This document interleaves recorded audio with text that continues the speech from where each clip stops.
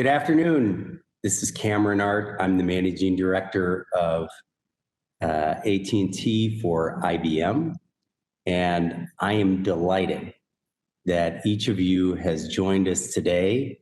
Obviously, we were very excited for our celebration culmination of Women's History Month, and we're delighted to be able to do it between IBM and AT&T.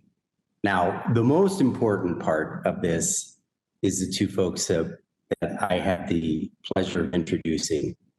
First of which is Alicia Dietz. She's a Senior VP of Marketing for AT&T. And on the IBM side, we have In-hee Cho, who is the General Manager of Strategic Partnerships. But as I've gotten the opportunity to know both of them, the most amazing thing about both of these leaders is they not only are operational, but also business users, both very passionate about advancing women, whether it be in STEM or in business in general, and both marvelous examples of females that I believe lead the way in hopefully sharing with us some of their tips, tricks, experiences of how their success has come. And I can't say thank you enough to each of you for being willing to do that. We're going to celebrate and acknowledge the journey and the possibilities for women today. Our companies together share a deep history of doing the right thing from a social good perspective. And I'm super, super proud of all the folks because it really tells me that we are allowing or we are intentionally putting out our hand to progress things that are in our values that we feel are right. And there are no two better examples of awesome female leaders that I'm looking forward to hearing from today, and I hope each one of you are as well. So I'm going to turn it over to the stars of the show, Alicia and In-hee. Alicia, I'll start with you. Thank you again for being here. Well, thank you so much, Cameron. I'm thrilled to be here. I'd like to thank IBM and, of course, AT&T Women of Business as well for bringing together this opportunity, and such an opportunity it is to visit with In-hee.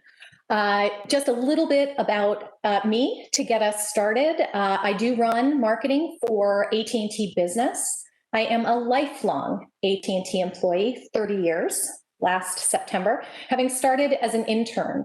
So some of what we will talk about will undoubtedly be shaped by the fact that I am one of those people, not too many of us left, who will have spent my entire career with a single company. So I'm very much looking forward to the opportunity. In-hee, please let me pass it over to you.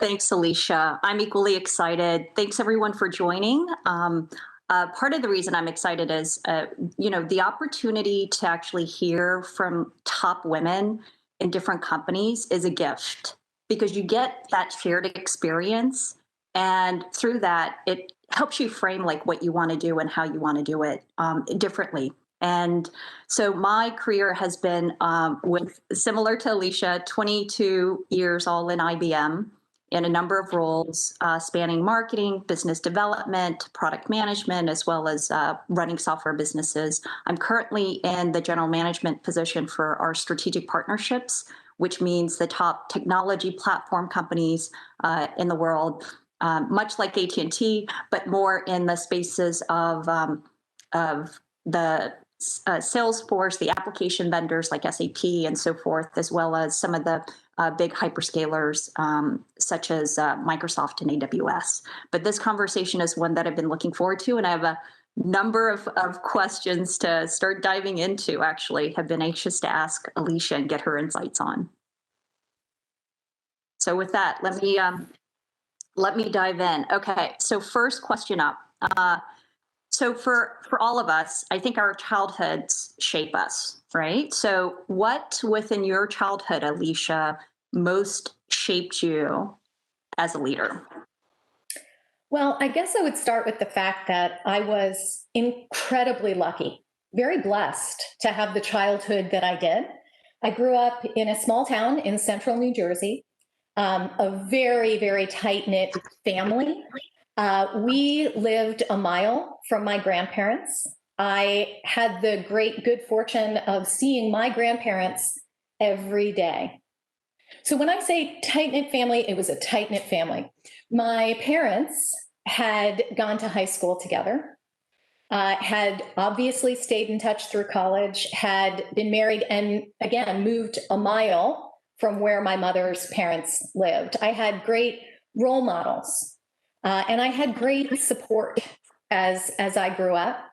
In some ways, it gave me perhaps unrealistic expectations, but I would much rather that than the opposite. I will tell you, one of the things my parents always told me was that I could do or be anything that I wanted to be, whether that was what school I got into, what I wanted to do as a career, if I wanted to be in the band or I wanted to be in the school play. They were wildly supportive of whatever those choices were. But they were also truth tellers for me. And as blessed as I was, we all have hiccups in our childhoods, some much more than hiccups, right? In my childhood, I had been diagnosed with scoliosis, which is a curvature of the spine. I'm absolutely fine. I was fine then, but what it meant was that I had to wear a brace. And it did expose me to some bullying, some bad behavior on the part of the other kids. But the important part of that is not so much that I wore a brace and that the kids were mean to me. What stays with me is my dad being my truth teller. And as I was really struggling with that, he said to me one night, "We're going to go for a walk," which was always a sign of some not great conversation to come with my dad. So we went for this walk, and I don't know, we had walked halfway down the block, and he turned to me and he said, "I will always love you." I said, "I know that, Dad." And he said, "But I'm going to tell you, I don't like you very much right now. You're all about you. You're forgetting about all the other people. You need to get out of your own head and remember that this is not always about you."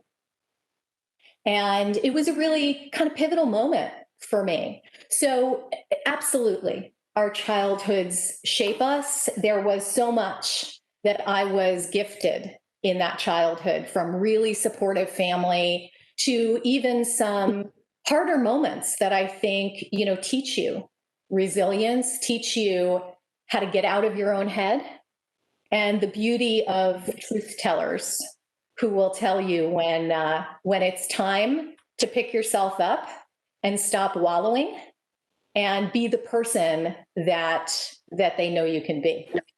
So I couldn't agree more that our youth shapes us. Now, Inhi, I know we had very, very different childhoods. So please, I would love to hear about yours and your journey. I know, again, did not start in central New Jersey. So please do tell us about your journey and what shaped you and got you to the point you're at now.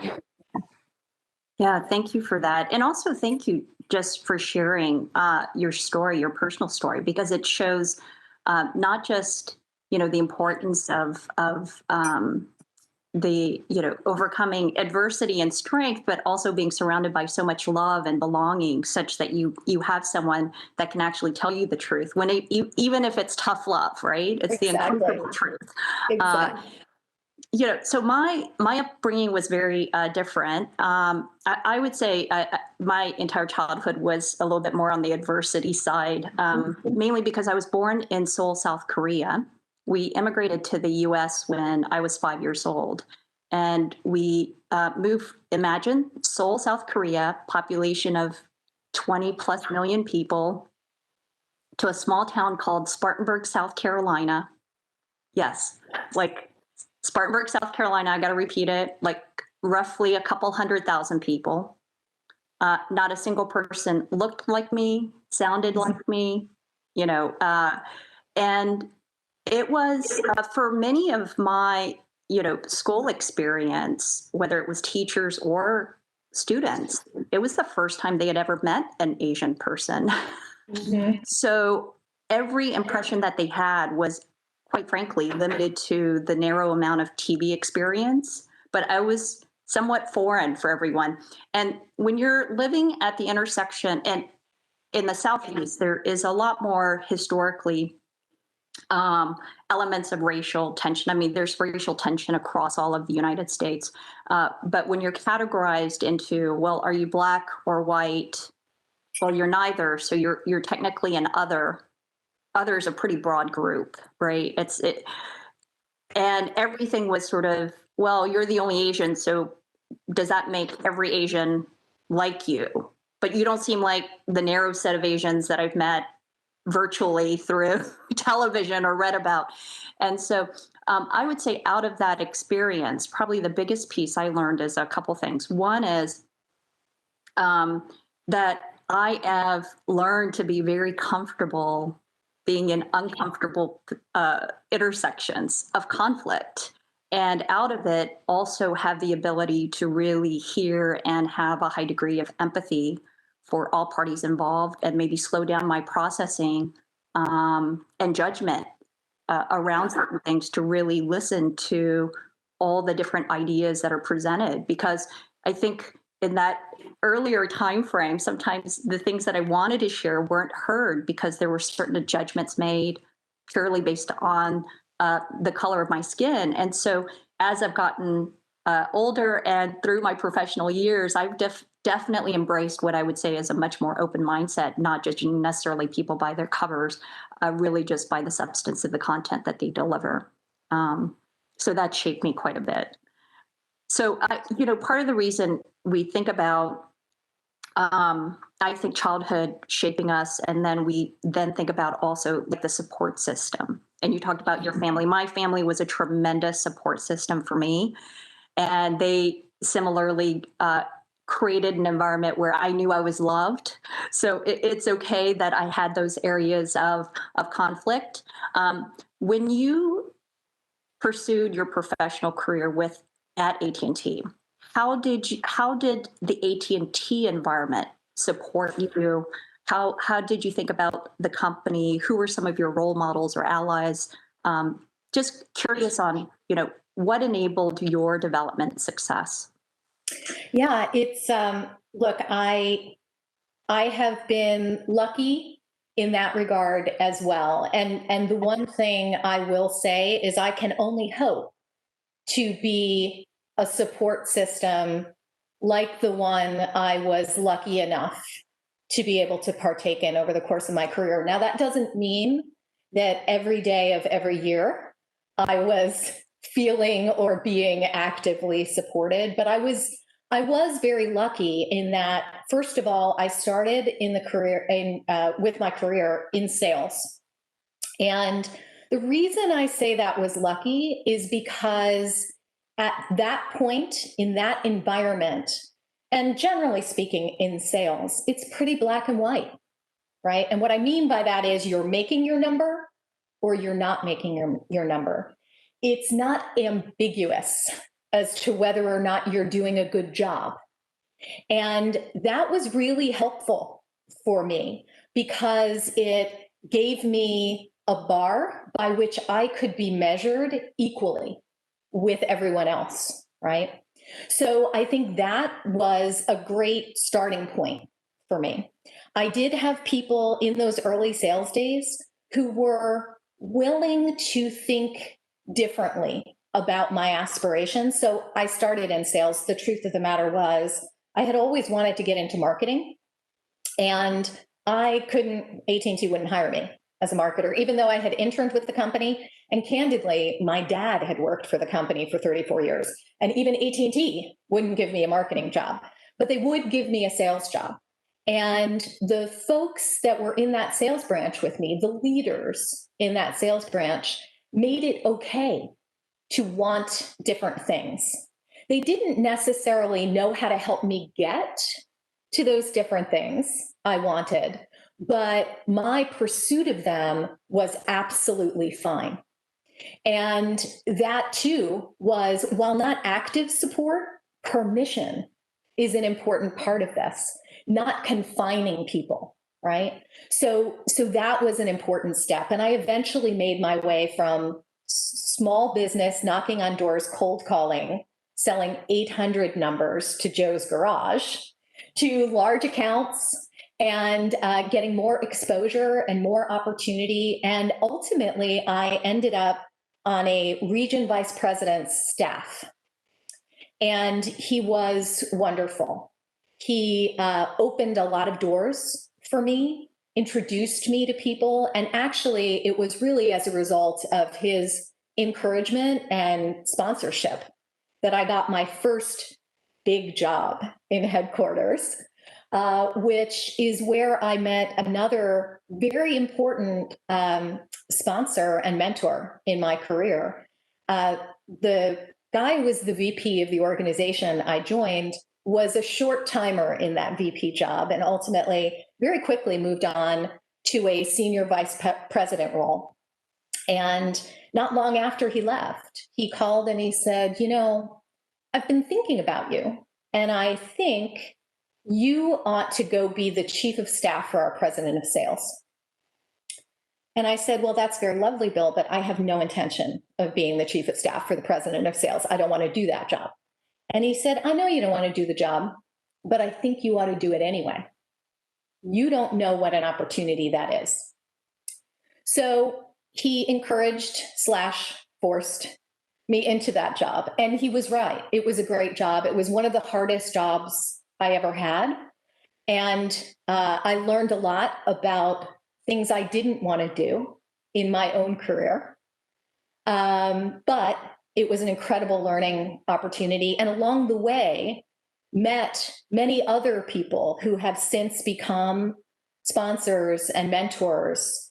And the things you don't know when you first meet them, right? That these people will play important roles in your life moving forward. So after having taken that job, I found myself on the end of an acquisition as AT&T was being acquired, and came to cross paths again with another person who had been very supportive in my career, Ann Chow, who actually runs AT&T Business now as our first female CEO and an Asian. And it was remarkable. She pulled me into that opportunity. I have had the great good fortune to work for her many times since. But even Bill, the man who told me to take that chief of staff job, played one more role. And it perhaps is one of the moments that has stayed with me most as I think about how I can give back and be supportive to other people. He called one day and said, look, I need somebody to run marketing communications. And I've decided you're going to be the one. Now, this was a promotion for me and a job that I would have killed for. And I sat there a minute and I said, Bill, I'm so thrilled and excited and humbled, but I feel like I have to tell you the truth. I don't know the first thing about this.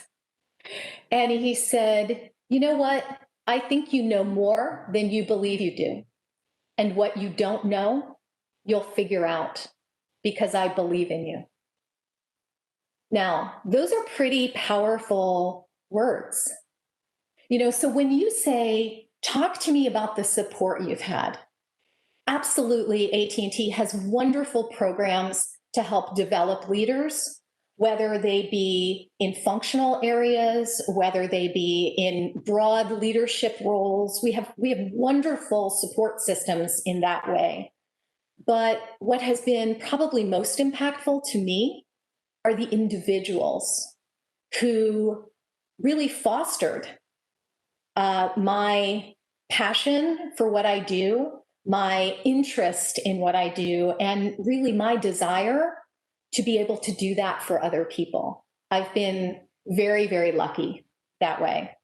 Now, I've often felt that our journeys are a combination of hard work, sweat equity, and luck, and somewhere in the middle is support, right? So what has your support system been like at IBM, and how do you think about the role that people or programs played?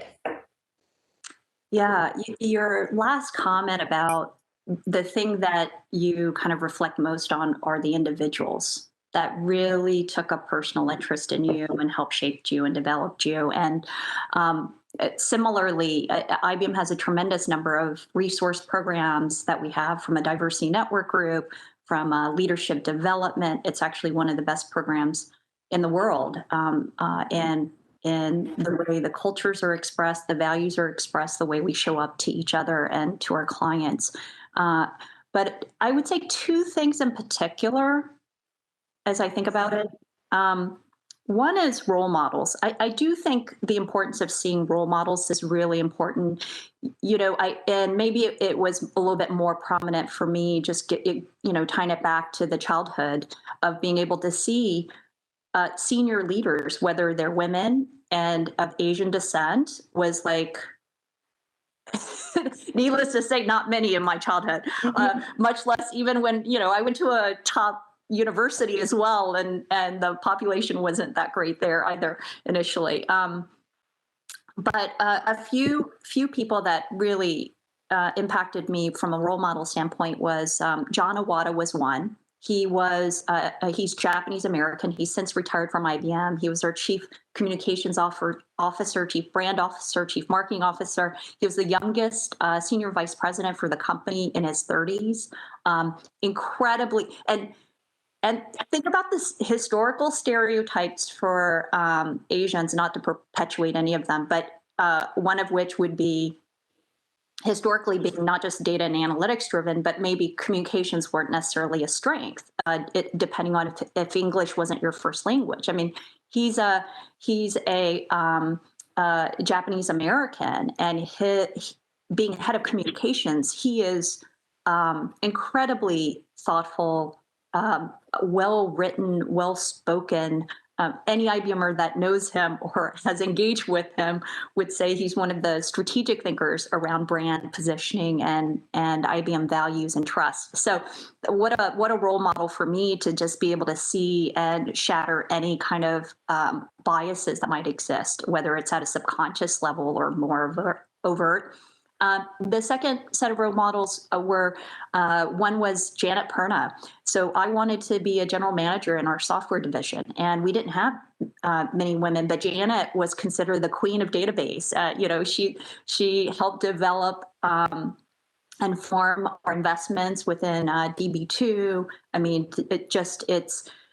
she's a legend not only at IBM but in the industry. She really created the environment for me to grow when I first joined DB2, and what she was passionate about was finding people who wanted to learn, who were going to contribute, who had the work ethic to do it, who were, because the market and the industry continues to evolve. Expertise, you're not born with expertise, you build expertise, right? So if you have the gumption to go and build it, then why wouldn't you be great at it if you've got that conviction and capability?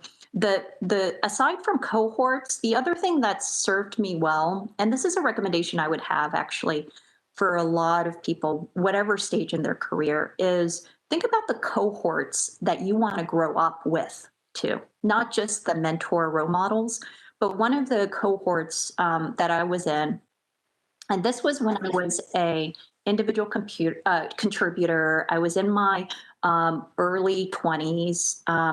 And there were 3 other women. We got together and we said, boy, I have a lot of questions. Do you have the same questions about career? You know, how do you get that job in that other division? What does it mean to be in marketing? How is that different than services or product management or engineering? How do you progress in a career? How do you ask about promotions? What are the benefits? Like, so many questions that you also sometimes don't want to necessarily bombard your immediate manager and direct line with. And so what we did was we created this small group called Jump in Java, which was at a local cafe shop around the corner from our Research Triangle office. We would meet the last Friday of the month for coffee at 7:30 to 9 in the morning. And each of us would bring, you know, a couple friends that were also IBMers. It ended up being a group of about 20 women. That cohort, half the women are executives in a number of companies outside of IBM, in very, very senior positions. And we maintained that coffee group for 3 years and just kind of rotated topics by month. But this notion of developing cohorts that you can kind of grow with, I think is really important. When I think about your statement back to, you know, here are the individuals that personally invested in you. It's about making sure that, you know, throughout your career, even as you hit the executive levels, that you want people to be part of your journey and you want to succeed and help other great people succeed. And for me, that was probably an aha in my 20s, that then I just continued to be very intentional in my 30s and 40s to invest in other people and to create environments and situations to be able to provide them support as well. That story about your cohort is so wonderful. I have been lucky enough to have a cohort of my own, and what we sometimes do, here's another little tip or trick. We found that most of us in the group were a little uncomfortable overtly advertising our accomplishments in the way that perhaps some others are very comfortable doing. I'll say it that way. And we all cut a deal. And when something great happens with one of us that maybe we don't want to be the one sharing that news, one of the others does it. And then we all pile on and congratulate. And we, you know, when someone will do it for me, I will do it for someone else. And it is another great dimension to the kind of relationship you can have, that the way that the support manifests itself, right? In here, professional support in the workplace is obviously incredibly important. I wonder if you could talk a little bit about how your personal support system might impact your success in the workplace as well. Yeah, personal support system is foundational for me. I got 2 young boys. They're 13 and 10. The 13-year-old acts like he's 18. So I have to every once in a while remind him, his funding and computer time for gaming is all still sourced by mommy and daddy. But one of the things that I had to do early on in my career and maybe make some decisions, and small decisions as well as some macro decisions. One was at a point where I was moving from North Carolina to New York, and the opportunity to take on a broader scope, to move towards headquarters, IBM headquarters, and all that encompassed. And we didn't have the network there. And so what we did was I called my mom and my dad and kind of shared and had a number of concerns. And so finally, my husband and I talked about it, and we asked my parents actually to retire. They each had their own small business. They were entrepreneurs themselves. And my parent, it was not an easy ask. My parents are incredibly, They're just awesome. So, without going into too much detail, what my mom ultimately said, and it's such a great story, because it's she said it in a simple way. She said yes, and the way she said yes was to say, "Look, my sun is setting, your sun is rising." It was, but the thing is, it starts from being able to ask for help. So for each boy that we had, I asked different people for help. So that was with our second son.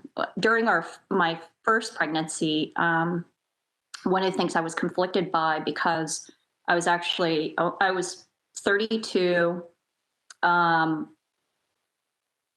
being first time mom, was on maternity leave, got a call actually from Arvind, who at the time I didn't know or would have, but and then Nancy Pearson, and they said, "Hey, we'd love for you to come back soon." It was like, my week 10 of on maternity leave. And by the way, we want you to take over this significant marketing role, leading our information management team as the head of marketing. And it's going to be a VP role. It's global. It's a different division, blah, blah, blah. And thinking to myself, I just, new mom, new role, new promotion, new management team. Like, what am I signing up for with all these things? And I wasn't comfortable yet putting our oldest Jacob at the time in daycare. And so I just had to call. I called everyone in my family, and each woman in my family just raised their hands and sacrificed. And what I mean by that is my sister-in-law said, "No problem. I'm gonna come in. I'm gonna cook for you, for the whole family for a month." My aunt in Philadelphia said, "Okay, I'm gonna come and live with you for 2 months. And help take care of the baby." My mother-in-law said, retired physician, pediatrician, which was great. So she's like, okay, this is my grandbaby. I'm going to help. So she came and moved in. I mean, it was a little bit chaotic. Just imagine, right? Like rotating in-laws and family members throughout the whole thing. But it was, you got to ask for help. I had to start to think about outsourcing, like, okay, who's going to clean the house? And then maybe we're just going to take out a little bit more on takeouts, and maybe all these things that you sort of let go of and say what's really important. But it starts by asking for help, and having the family members that love you, know you, want to support you, or the community around you to do that. Mm-hmm. How about Amazing. yourself, Alicia, given, how important family is, like the different Yeah. choices you have? So we don't have kids, so a different dynamic in my family.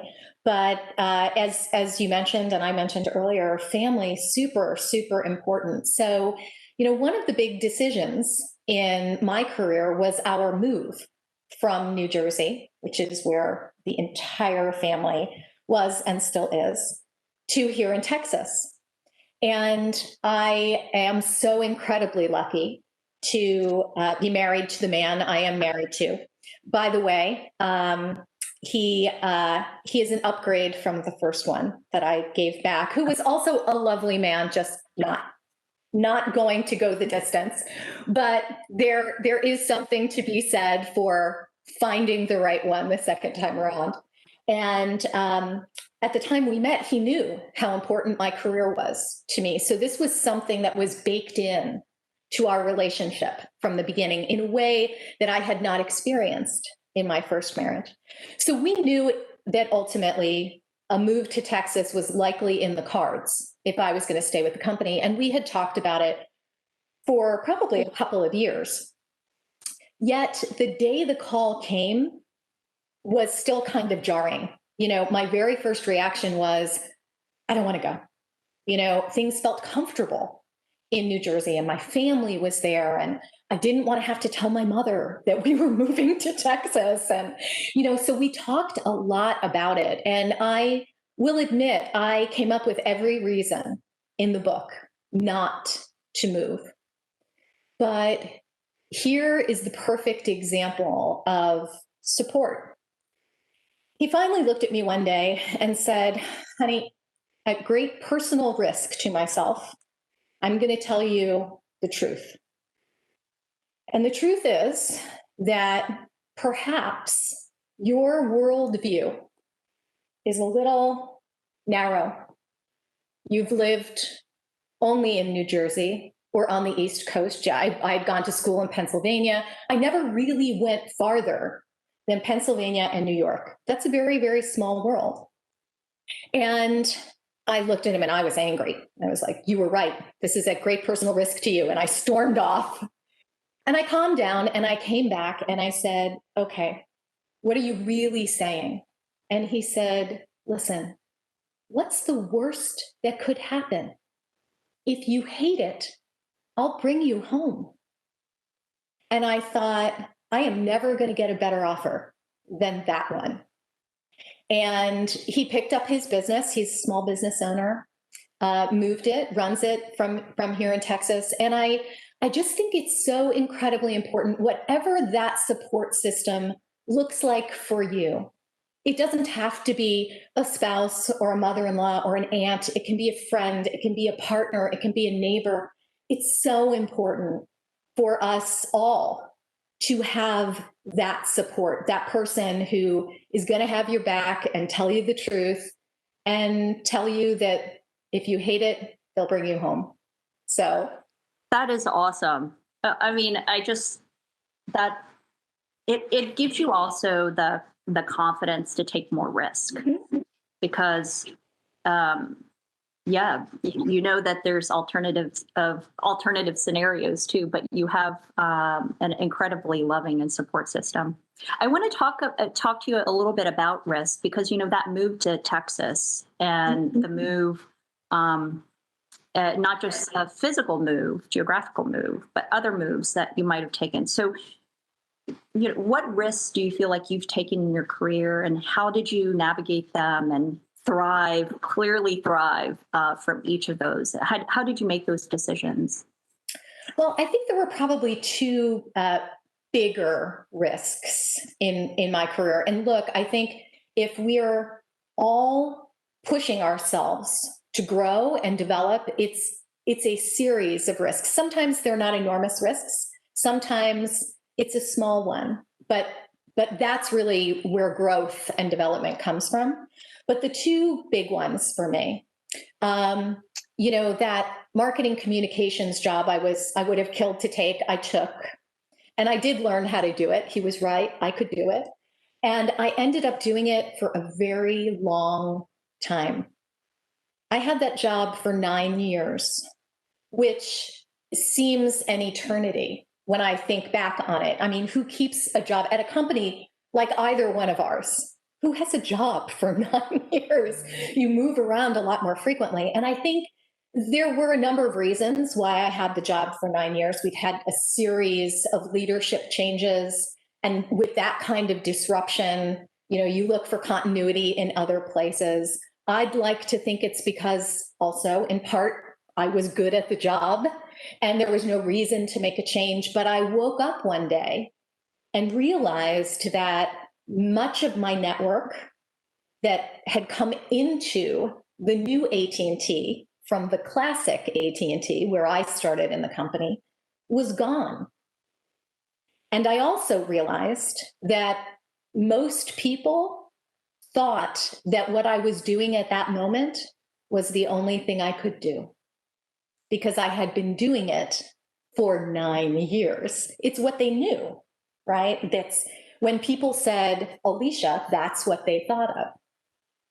So I went on a bit of a crusade, actually, to try to secure a very, very different job.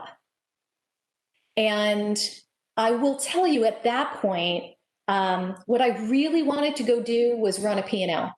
I thought that would be different. Marketing communications to P&L. It didn't happen at that moment, but what did happen was I took a very different kind of marketing job, running channel marketing, which is a much more operational job, P times Q kind of job, very different than branding, right? And it was risky. It was scary. I will tell you, my first 60 days, I absolutely hated it. And then I will tell you in retrospect, it was probably one of my all-time favorite jobs in the end.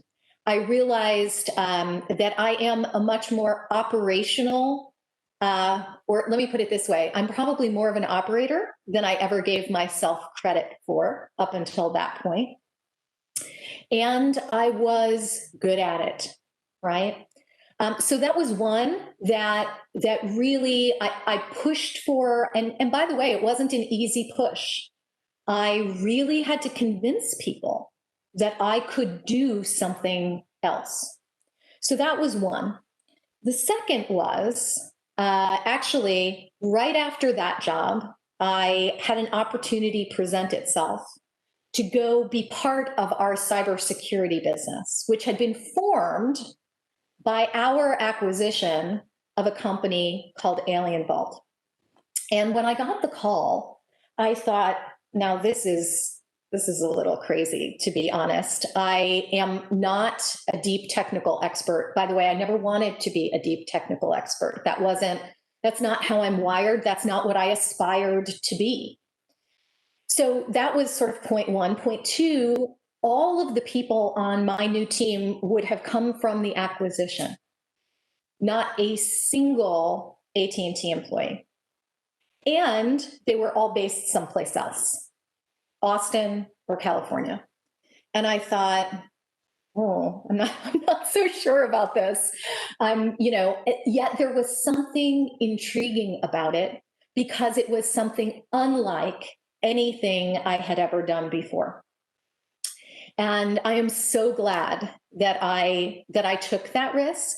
We saw many, many changes in the course of time that I was part of that team, not the least of which the entire leadership team that had come in with the acquisition left the company. And I woke up one day basically being responsible for that P&L that I had wanted one job before, as well as all the marketing, as well as all the operations. And, it was a great, great learning experience in a way that uniquely, I didn't have to leave the company to have this sort of startup experience, but that's very much what it felt like, was sort of this small startup company in the midst of a very large company. And it probably taught me more in one assignment than I could have in 3 or 4, and did it without leaving the company. So I think all of that, those kinds of examples where you can push yourself in new and different ways are always really, really critical. And feeling uncomfortable is part of it. I will admit, I probably felt uncomfortable the entire time I was there because it wasn't everything I was used to. It wasn't my comfortable place, right? And I think there's real value in that, in being uncomfortable. So now, Inhi, with a career like yours, I'm sure there have been moments that you have purposefully sought out change or taken a risk. Tell us about a couple of yours. I have the scars to prove them.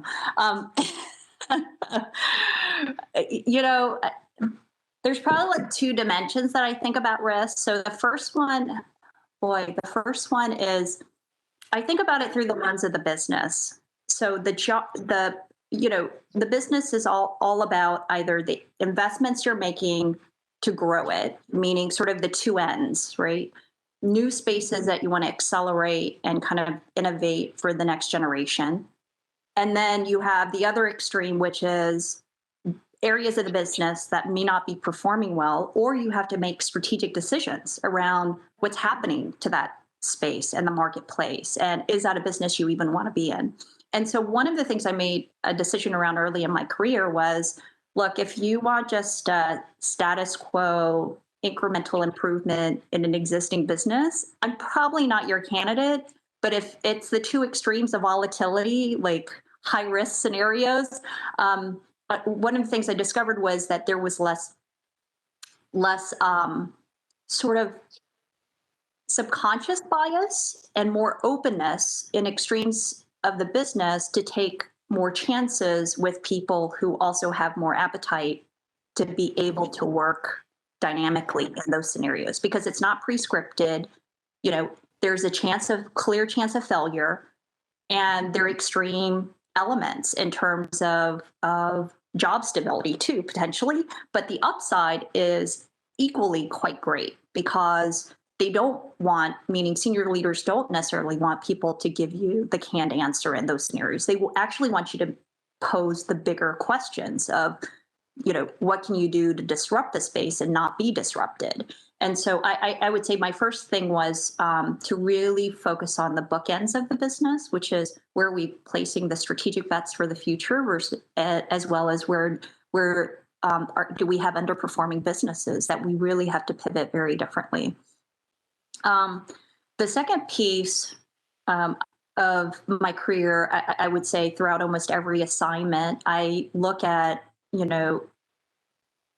kind of what's the appetite for risk, like my personal appetite for it, and then how much do I think I'm really going to be able to contribute back to the business, and how much am I going to grow? And a lot of times people get nervous because they're thinking, well, I'm changing jobs, when in fact they haven't actually, to the degree that you just described, changing their entire environment, right?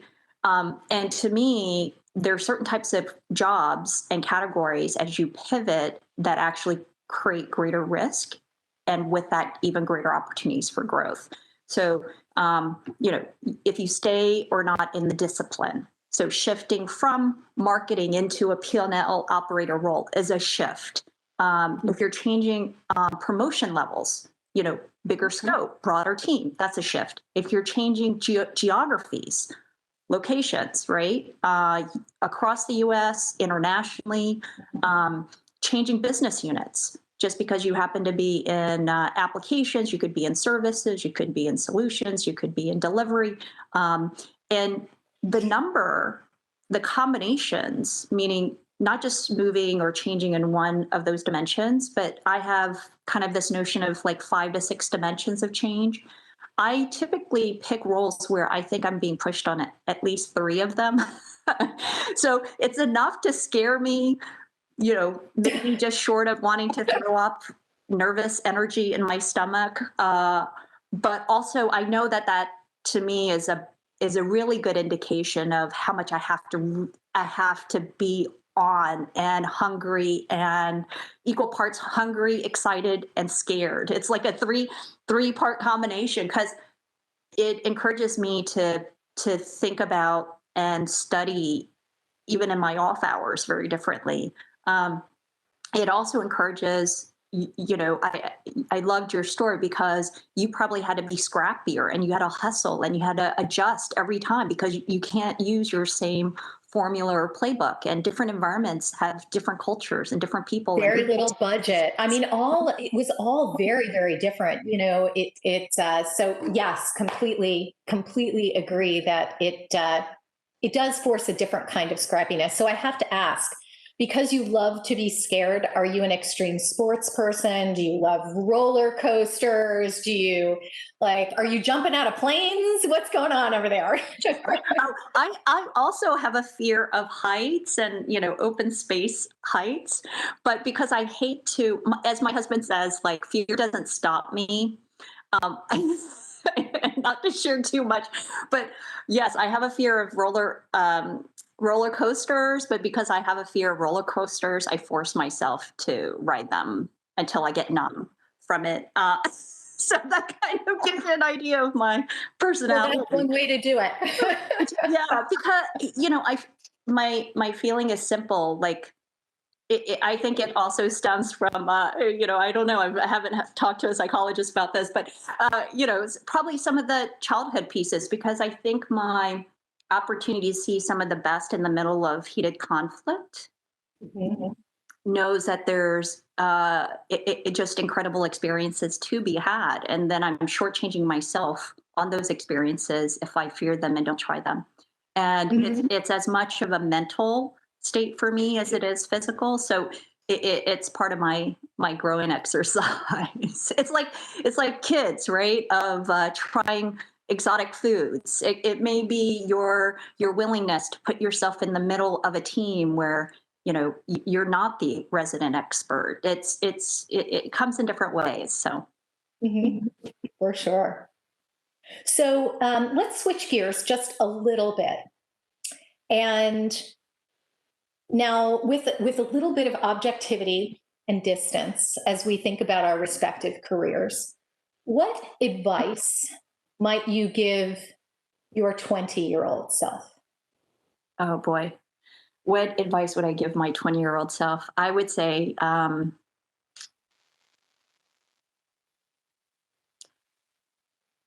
take more risk. Even though I feel like I did take some risk, I would say, and have a lot more fun. Like I think, I think in my 20s, and I don't know if this is a reflection for women as well, but there's so much of your identity that you're trying to find, like your voice and your independent voice as a woman, as I met my husband then and got married in my 20s. And so it's like my identity in college, my identity post college, my identity relative to my girlfriends, my identity relative to my relationship with my husband. So it's, and sometimes I think we can have it overthink things. And I would tell my 20 self, like, go take more risk and have a lot more fun. I think I had more fun in my 30s than 20s. Well, there you go. There you go. Each How about decade you? brings something different. I would probably say to lighten up because, I'll go back to where I started. I was blessed to grow up the way I did. It hardwired me to believe that that is what my life should look like. Right. Mhm. And I had a very specific set of expectations for myself that I superimposed on top of everything, right? Whether it was at what age I should get married, whether it was what job I should have at any given point, it created some unrealistic expectations. Not that my family did it, that I did to myself, and is part of the reason that I got married young and made the choice I did because I thought that's what you should do next. Check. I had my checklist. Check, check, check, check. And I was taking steps towards the ultimate career that I wanted. And ultimately, I come to believe that when you get so focused on the next thing, you lose the opportunity to enjoy what you're doing at the moment. And my husband is very big on this. He when things are particularly hard, or you are looking for that next job or that next promotion, whatever it is, and I get very in my head about it, he will look at me and say, I wish you could just enjoy this. There are so few people who will ever get to do what you are doing right now. You're so focused on whatever that next thing is that you're not enjoying this moment. And I wish I had figured that out a little bit earlier and gave myself permission to take a little more risk, to take maybe the longer way around, to have some different experiences, and for sure enjoy the moment that I'm in. That is such great advice. Being present and in the moment. What would you tell yourself in your 30s or 40s? Would it be a different message or the same? Do you think, but at different You know, stages? I think it's all variations on the same theme. Maybe it would have showed up in my 20s as there is no ideal perfect, right? Maybe it would have showed up that way. In my 30s, maybe it would have been let go a little more, have a little more fun. And 40s for sure was, this idea of you've come so far. Don't don't don't dismiss what you've accomplished. Enjoy what you've accomplished so far. So bits and pieces of it would probably show up differently. So how about you? Over the decades, you talked about the 20s. So give me 30s. Yeah, I think it's so profound because I would say it's similarly on your 40s about enjoying the present, being more present, and enjoying your accomplishments. I think I would have a similar message there. In my 30s, one of the things that I realized, and I have healthy dose of confidence now that I didn't necessarily have in my 30s differently, was there are moments, especially when you're a young mom and you get recently promoted, and if you're in executive ranks earlier in your career, is that I don't want to use the word imposter syndrome, but you can almost feel that at times, because especially when you're around the table with people with tremendous amounts of experience, and you kind of you don't want to show it, but at the same time, inside of your head or parts of your heart, you're thinking, okay, how do you deal with this? If I could go back to my 30s, I would say to myself, you deserve that seat at the table.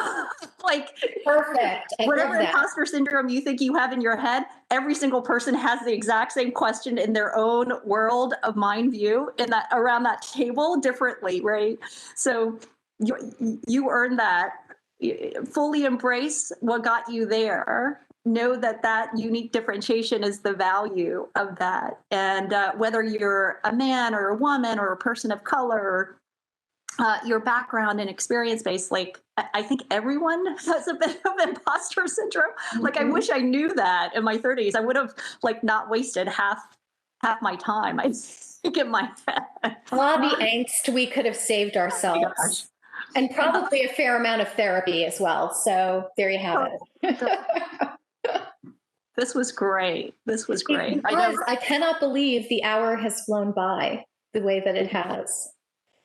And I just appreciate you being so candid and sharing your personal stories, because to me that just shapes more dimensions of, now I understand more of, the stories I've heard about your leadership, and it just amplifies the strength of how you think about it and how you care about other people. And that's a big piece of this. And right back at you. I have so appreciated getting to know more about you, and not only your background, but how it has shaped you, how it has helped bring you to where you are. I loved the stories of your village coming together, whether it be your personal village or your work village. So powerful, and such a great reminder to all of us. May we all be part of someone's village. It was a great message. Well, this has been, I was worried, am I going to oversell? But I'm fearful I undersold. What an awesome use of 60 minutes with both of you. This has been absolutely amazing. And fortunately, I wasn't on camera much because I was scribbling down notes, because I think some of the lessons and experiences that both of you shared were unbelievable and very unvarnished and genuine. And I feel confident that I can speak for the folks on the live stream, and hopefully those that watch in the replay, that everyone has really, really appreciated it. I sure did, and I know that those on the phone have. So thank you so much. What a great celebration of our shared values and Women's History Month. And I can't say thank you to each of you enough. This has been a great, great hour of time spent. So with that, we'll let you get back. I can't, I look through my notes, I'm like, oh my gosh, just take risk. I deserve a seat at the table. All of these are just awesome. So thank you for sharing. And thank you for giving us your valuable time today. This has been really, really magnificent. Well, thank you. Yeah, thank you, Cameron. Take Thanks, care. Alicia. Thank Thank you, you. Alicia.